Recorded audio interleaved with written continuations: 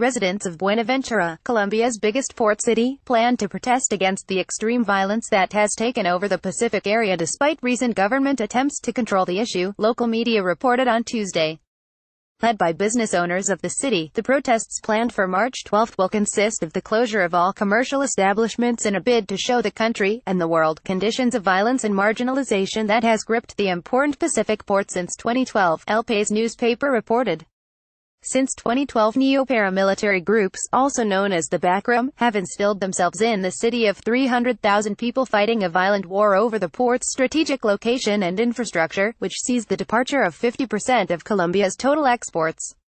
The violence stemming from this tussle between powerful drug trafficking organizations such as the Urbanos and Rastrojos has resulted in hundreds of assassinations and thousands displaced residents, prompting a visit from the UN Human Rights Commissioner Todd Howland in November 2013, who labeled the situation a humanitarian crisis.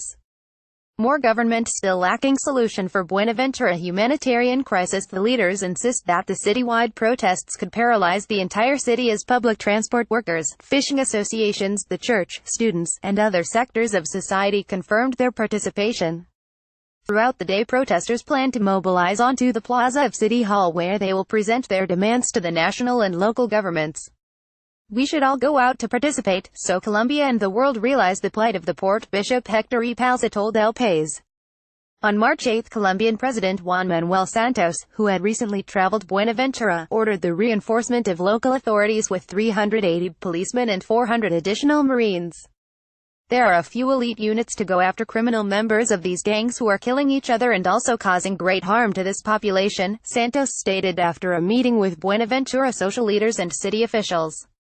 Even with these additional security measures by the national government, the community expects more than 20,000 people will turn out in support of the protests, El Espectador newspaper reported.